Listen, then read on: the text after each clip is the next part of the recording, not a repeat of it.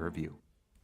Welcome back. Tonight I am joined by Angela Montague, fashion retailer and owner of her own brand, the Esme. And thank you for joining me tonight. Thank you for having me. So this whole idea came about freshman year in your dorm room. So what was that concept, that brainstorming and the planning like for you, and where did this come from? Well, to be brutally honest, I was bored one day in my freshman dorm, needed some cash, so I said, why not sell some of the clothes that I've been collecting over the past few years? Amazing. And then how did you get that idea going? I've always been an Etsy shopper and a lover of vintage clothing, and over the past years I've collected a few pieces myself, so to start off I listed the items I had in my closet. Amazing. And then, you probably had a lot of people to get on board with this, but you've been kind of doing this yourself. So what has that process been like for just you?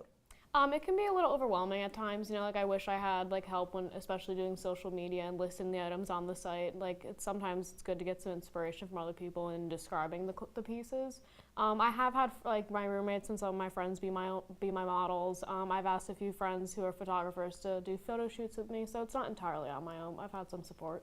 Great, and I'm sure that support's really helped you and kept you inspired and all that. So what's going on with the Esme today? Why don't you tell people a bit more about what exactly your brand is?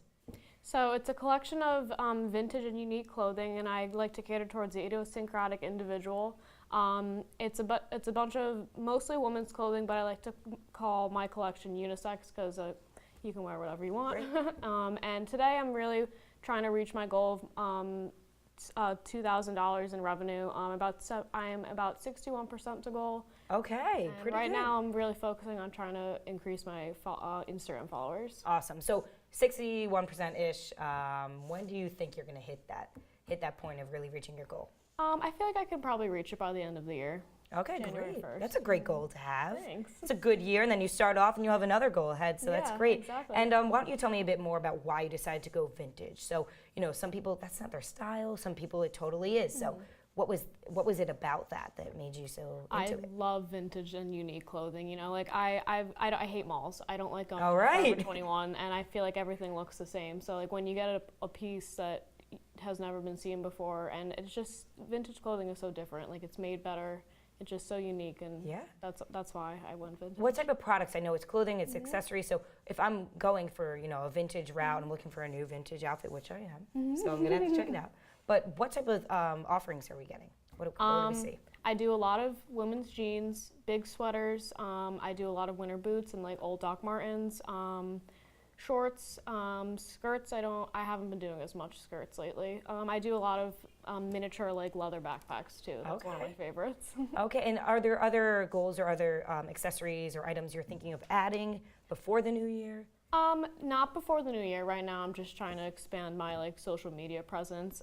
It's also hard being in Syracuse. There isn't a big thrifting area. Okay. But once I get home back to New Jersey, I'll probably expand my collection. Any items that you want to add right away? Anything like that, or graphic tees? Okay. More band tees, Led Zeppelin tees. Now we're talking my style over here. Are there certain bands that you're aiming for? Why Led Zeppelin all of a sudden? I love Led Zeppelin. Okay. I always look for Nirvana. I always look for Guns N' Roses. I have Aerosmith in there right now. I've sold Bob Marley a few times, just really anything that's popular. And of course, it's our senior year, so we have big goals ahead. Graduation is coming before we know it. Oh, God. So where do we see you? Where is Ange going to be post-graduation? Well, personally, I'd like to work in the corporate retail field for a while still continuing Esme.